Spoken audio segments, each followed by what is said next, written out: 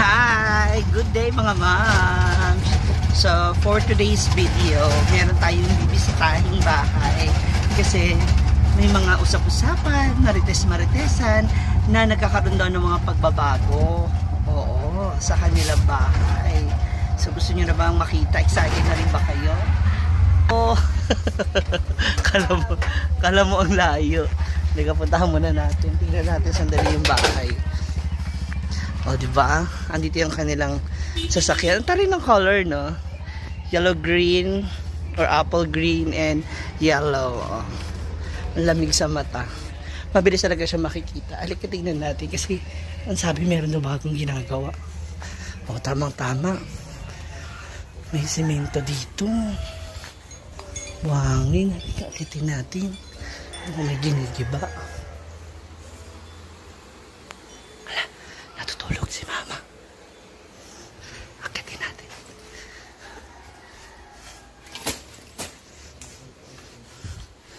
Tingnan natin kung sino nasa kwarto. May naririnig akong boses. Kailangan malaman natin kung sino. Yan nandito.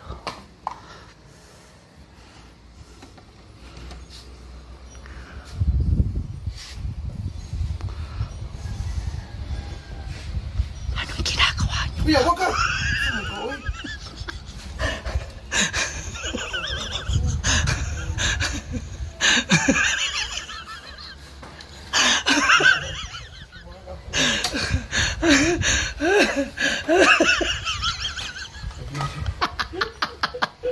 Kape pa more. Ay, ang taray. Kalma. Kalma lang. Ako lang. Alis ako kasi meron ako kukunin na ano. Cake. Oo, cake. Hindi. Ano yung bigay cake?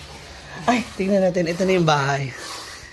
Yan, ito na yung kanilang terrace. Hi, kuya. Good morning.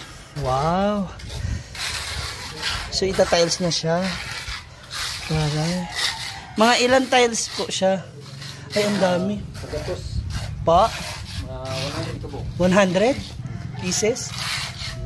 Kasi hanggang doon po sa kabila, no? At titignan natin dito sa kabila pa iikot. Dito na lang tayo. Ayun yung mga tiles.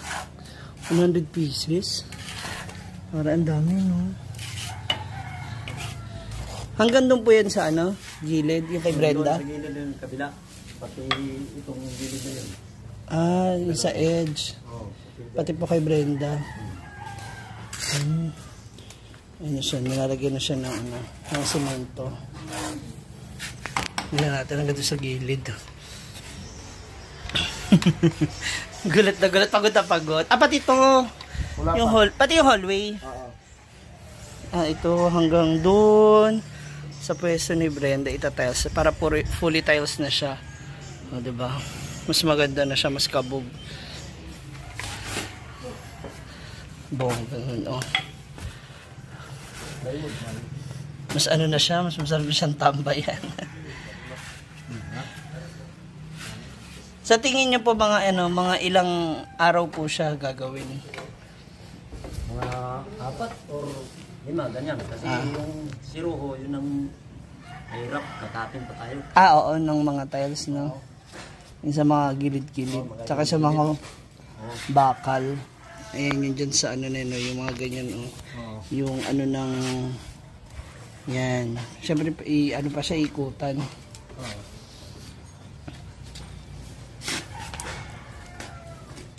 Mag-ano na sila, lalagyan sila ng mga semento. Tapos, maganda rin yung ano niya, yung design po ng kanyang tiles. Hindi siya madulas na. Child-friendly naman, hindi siya madalas. Tsaka syempre, di ba, pag umulan, so hindi mo nagagawa. Pag umulan.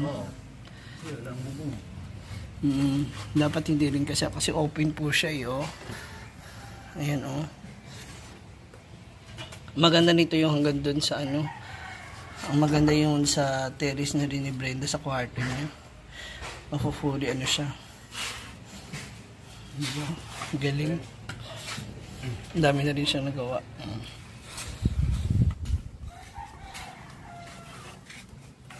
Sa tingin niyo po, kuya, mga ilang araw bago siya yung pwede nang maapakan, ganyan. Itong, ano na to, nakabit na. Siguro, bukas pwede na to. Maapakan. Dito, bukas.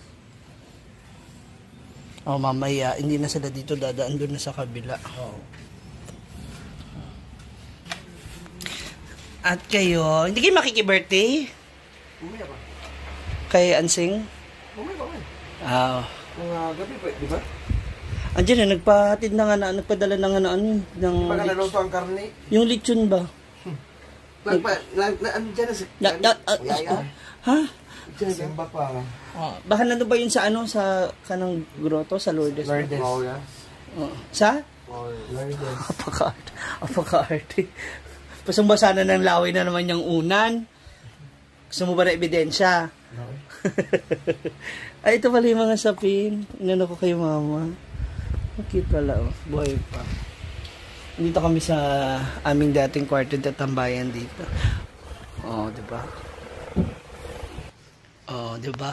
Ang dami na rin yung portrait dito, oh. Chubby ka dito, sis. Oh. Iba yung angle dito.